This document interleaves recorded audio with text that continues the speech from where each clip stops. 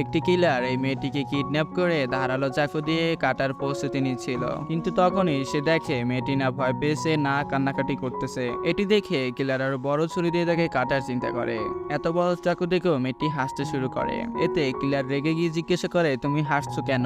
মেয়েটি উত্তর দেয়, তুমি আমাকে মারতে পারবে না, কারণ আমার প্রেমিক আমাকে বাঁচাবে। এই মেয়েটির নাম দামিনী, যে স্টেশনে তার প্রেমিকের আসার অপেক্ষা করছিল। কিন্তু তখনই একটি কিলার সেখানে এসে দামিনীর মুখে স্প্রে করে তাকে অজ্ঞান করে দেয়। কিন্তু দামিনী পুরোপুরি অজ্ঞান হওয়ার আগে হাসছিল, কারণ সে তার অন্ধ প্রেমিককে স্টেশনেই আসতে দেখেছিল।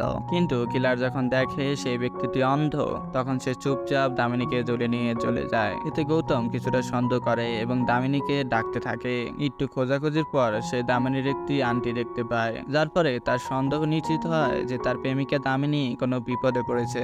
এখন কি হবে যা জানার জন্য চলুন গল্পটি শুরু করা যাক। গল্পের শুরুতেই আমরা একটি নির্জন জায়গা দেখতে পাই, যেখানে এই গল্পের সাইকোথিলার একটি মেয়েকে বিছানায় শুয়ে তার হাত পা বেঁধে কিছু না বলেই তার মাথা ধর থেকে আলাদা করে দেয়। এরপর তার শরীরের অংশগুলো একটি জায়গায় রেখে দিয়ে সকালে এই ঘটনা পুলিশের কাছে পৌঁছায়। পুলিশ ইনকোয়ারিতে আসে এবং সমস্ত ফর্মালিটি সম্পন্ন করে সেখান থেকে চলে যায়। এই শহরেই আমাদের হিরো গৌতম থাকে, যে দেখতে পায় না, কিন্তু সে দামি নামক একটি রেডিও জকি শুনতে খুব ভালোবাসে এবং সে প্রায়শই তা শোনে। দামিনী শুনতে শুনতে গৌতম তার প্রেমে পড়ে যায়, কিন্তু এটি এখন একতরফা প্রেম ছিল। গৌতম ভালোভাবেই জানতো যে দামিনী কখন কোথায় যাচ্ছে এবং ভবিষ্যতে কি করবে। তা জানার জন্য গৌতম তার বন্ধু রাজনয়কের সাহায্যে তাকে অনুসরণ করে। সময় দামিনীকে অনুসরণ করতে করতে গৌতম একটি বিয়ে বাড়িতে পৌঁছায়। সেখানে গৌতম গান গেয়ে তাকে ইমপ্রেস করার চেষ্টা করে এবং কিছুক্ষণের মধ্যেই দামিনীকে প্রপোজও করে।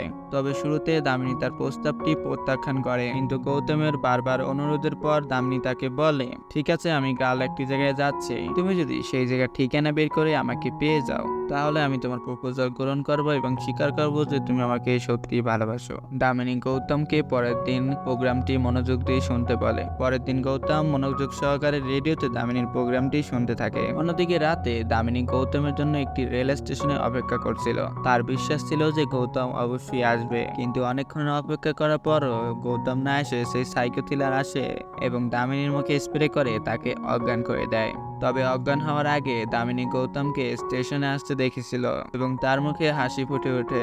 গৌতম দামিনীর কাছে আসার পর তার পারফিউমের গন্ধ পায়। গৌতম দামিনীকে ডাকতে ডাকতে বেঞ্চের দিকে এগিয়ে যায়, কিন্তু সাইকোথিলার খুব শান্তভাবে দামিনীকে গৌতমের পাশ দিয়ে নিয়ে যায়। গৌতম বুঝতে পারে যে কিছু গড়বড় আছে, তাই সে পুলিশকে ফোন করে এবং যা ঘটেছে তা জানায় যে দামিনীকে সেই সাইকোথিলার কিডন্যাপ করেছে। সেই সাইকোথিলার দামিনীকে একটি জায়গায় নিয়ে যায় যেখানে তার হাত পা বেঁধে কাটার প্রস্তুতি নিচ্ছিল, কিন্তু তখনই তার নজর দামিনীর মুখের দিকে যায়। সেখানে কোনো ভয় নেই, বরং সে হাসছিল। কিলার তাকে জিজ্ঞাসা করে, তুমি হাসছো কেন এবং তোমার মুখে কেন কোনো ভয় নেই? দামিনী তাকে জানায় যে আজকে থেকে ঠিক 7 দিন পর আমার জন্মদিন। যদি আমি আমার জন্মদিনের আগে গৌতমের কাছে না পৌঁছাই, তবে গৌতম আমাকে যেখান থেকেই হোক না কেন খুঁজে বের করবি। এই কথা শুনে দামিনীকে কিলার মারে না এবং তার চ্যালেঞ্জ গ্রহণ করে। কিছুক্ষণ পর কিলার বাইরে গিয়ে একটি মেয়েকে ধরে নিয়ে আসে এবং তাকে অজ্ঞান করে দামিনী জায়গায় তার হাত পা বেঁধে তার মাথা ধর থেকে আলাদা করে দেয়। সবকিছু করার পর কিলার দামিনীকে বলে যে গৌতম যখন খুঁজতে আসবে তখন আমি তার মাথা কেটে তোমার হাতে দেবো এবং তোমার মাথা কেটে তার হাতে দেব। পরের দিন সেই মেয়ের দেহ বাইরে ফেলিয়ে দেয়। পুলিশ দ্রুত সেখানে পৌঁছে যায়। পুলিশ অফিসার মুথু কমিশনারকে জানায় যে দামিনীর বাবা নিশ্চিত করেছে যে এটি দামিনীর দেহ নয়। এটি শুনে গৌতম সেখানে চলে আসে এবং বন্ধুসকে নিশ্চিত করে যে সেটি দামিনী নয়। গৌতম দ্রুত সুশীলা নামক একটি সাইকিয়াট্রিস্টের কাছে যায় এবং তাকে জানায় যে দামিনী এখনো বেঁচে আছে। ডাক্তার সুশীলা জানায় যে এটি সম্ভব নয়, সেই কিলার যাকে কিডন্যাপ করেছে তাকেই মেরে ফেলেছে। তবে দামিনীর ক্ষেত্রে কি ভিন্ন হয়েছে? সাইকিয়াট্রিস্ট দামিনীকে সাহস যোগায় যে 1.5 বছর যাবৎ পুলিশ তার পিছনে এসে কিন্তু ধরতে পারেনি, সম্ভবত এবার তুমি তাকে ধরতে পারবে। তারপর গৌতম পুলিশ কমিশনার কাছে সাহায্য চায়। সেখানে আকবর নামক এক কনস্টেবল তাকে কমলা নামক একটি পুলিশ অফিসারের কথা জানায়, যিনি আগে এই মামলার কাজ করেছিলেন। কমলার ঠিকানা পেয়ে গৌতম দ্রুত তার বাড়িতে যায় এবং তাকে দামিনীর ব্যাপারে সবকিছু জানায়, কিন্তু কমলা তাকে এখানে আসতে মানা করে এবং উল্টোপাল্টা বলতে থাকে। আসলে একটি দুর্ঘটনায় কমলা তার হাত পা হারিয়েছে। এরপর থেকে কমলা হুইলচেয়ারের উপর নির্ভর হয়ে পড়ে। এতে রেগে গিয়ে গৌতম তাকে থাপ্পড় মেরে সেখান থেকে চলে আসে। অন্যদিকে পুলিশ সেই এই মেয়ের এলাকায় গিয়ে একটি মহিলার কাছে জিজ্ঞাসাবাদ করতে থাকে। গতকাল রাতে রানী আমাকে ফোন করেছিল এবং বলেছিল যে সে তার কাস্টমারের কাছে আছে। তার কাস্টমার তাকে একটি সুন্দর গাড়িতে কোথাও নিয়ে যাচ্ছে। সে দেখতে অনেক ভালো ছিল।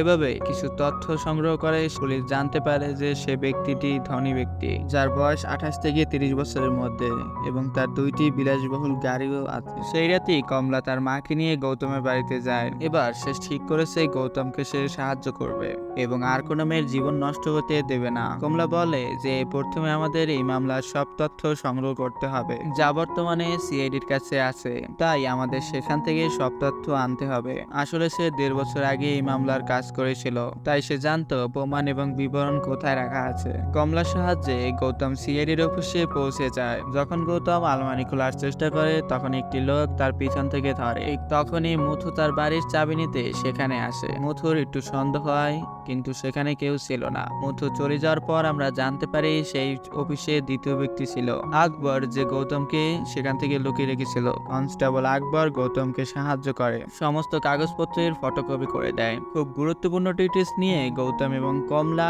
স্টাডি করতে শুরু করে। কমলা বলে যে মোট 14টি মেয়ে খুন করেছে, 4 জন নির্লজ্জ এবং বাকি মেয়েরা তাদের ক্ষেত্রে বেশ সফল ছিল। এভাবেই যে মেয়েকে কিডন্যাপ করা হয়েছে সে দিনের বেলা নিখোঁজ হয়ে গিয়েছে।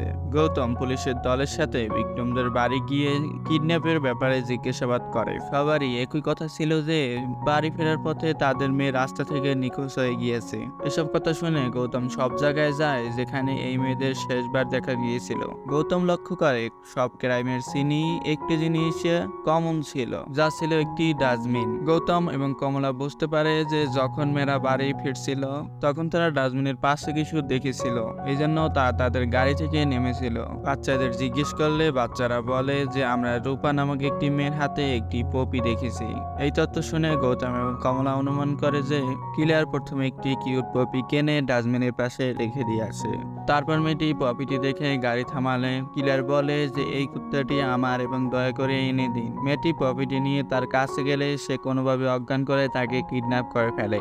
পরের দিন কিলার এই পরিকল্পনা করে একটি মেয়েকে কিডন্যাপ করার চেষ্টা করে, কিন্তু সে তা পারেনি কারণ গৌতম এবং কমলা আগে থাকতেই প্রস্তুত নিয়েছিল। কিলার গৌতমের বাড়ির বাইরে একটি মেসেজ রেখে যায় যেখানে লেখা ছিল অ্যাডভান্স হ্যাপি বার্থডে। গৌতম সেই মেয়ের শরীর থেকে অদ্ভুত গন্ধ পায়, তাই তিনি রাজনায়ককে সাদা এবং কালা 2টি পিক আনতে বলে। রাজনায়কও তাই করে, 2টি পিক নিয়ে আসে।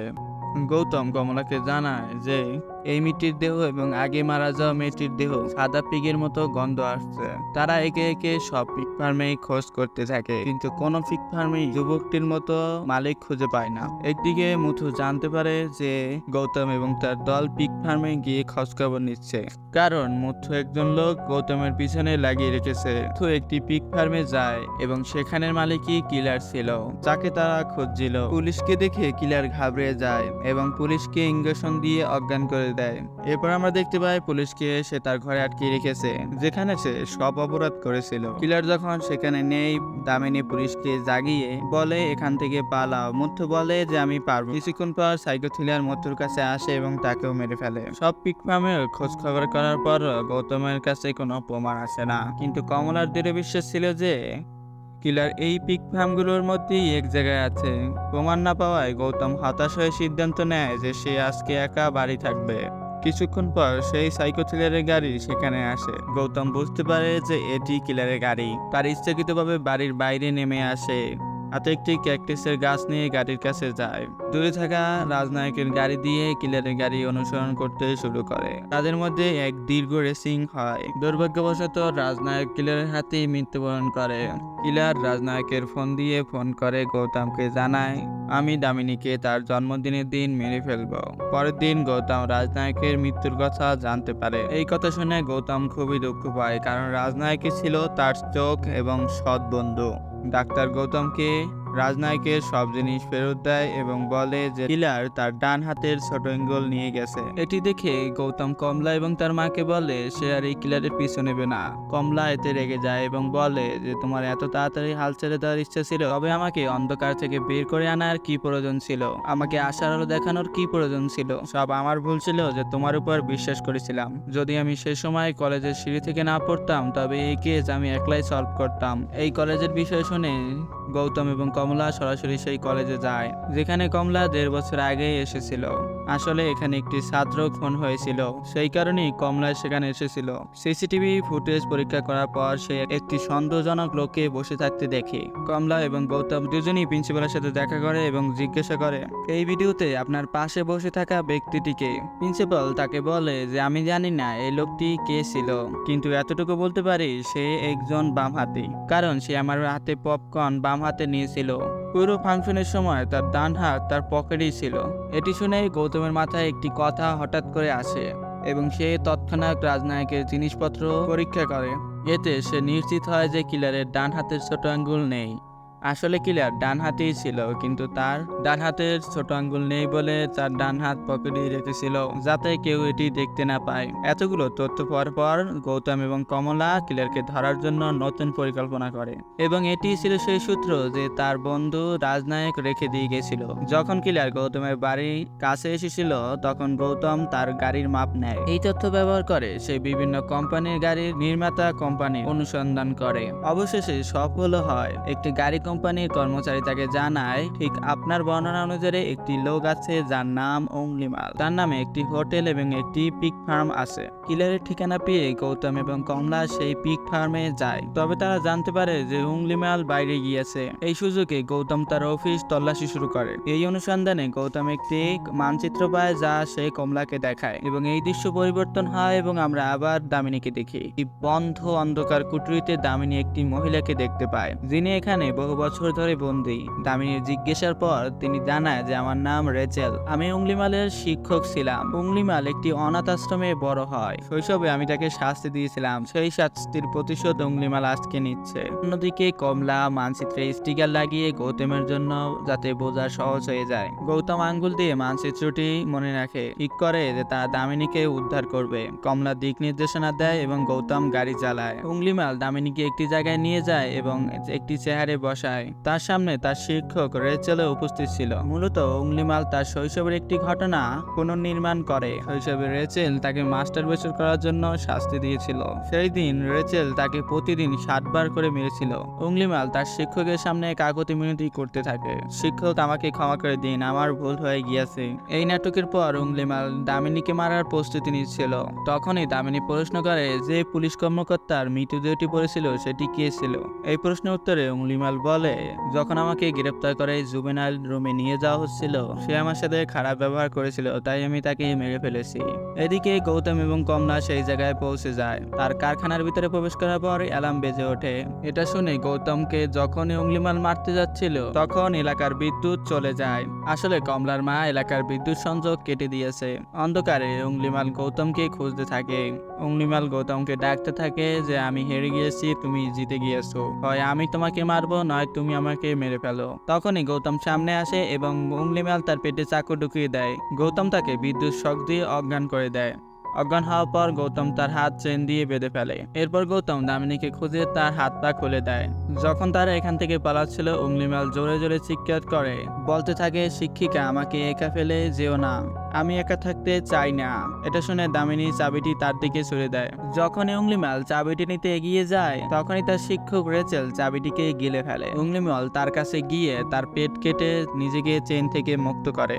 যতক্ষণ পর্যন্ত সে পালিয়ে বাইরে আসে ততক্ষণ পর্যন্ত গৌতম, কমলা এবং দামিনী সেখান থেকে চলে গিয়েছে। পরের দিন পুলিশ দামিনীকে মিডিয়ার সামনে বসিয়ে দেয়। দামিনীকে জিজ্ঞাসা করলে সে জানায় আমি সেই ব্যক্তিতে কোনো সাইকো থ্রিলার দেখিনি, বরং আমি একটি ছোট বাচ্চা দেখেছি যাকে সবাই একা ফেলে দিয়েছে এবং তার একাকিত্ব সুযোগ নেওয়া হয়েছে। আমি যদি তার মা অথবা তার বোন হতাম তাহলে সে কখনো সাইকো থ্রিলার হতো না। এভাবেই সে তার উদারতা প্রকাশ করে। এই কথাগুলো অংলিমালও শুনেছিল। সে বুঝতে পারে যে অবশেষে কেউ তাকে বুঝেছে, কেউ তাকে ভালোবাসার চোখ দিয়ে দেখেছিল। নিজের ভুল এবং নিজের পরাজয় স্বীকার করে অংলিমাল একটি পাহাড় থেকে ঝাঁপ দেয় এবং আত্মহত্যা করে এবং এভাবেই এখানের মুভিটি শেষ হয়ে যায়। ভিডিওটা ভালো লাগলে লাইক সাবস্ক্রাইব করতে ভুলবেন না। তো দেখা হবে অন্য কোনো ভিডিওতে।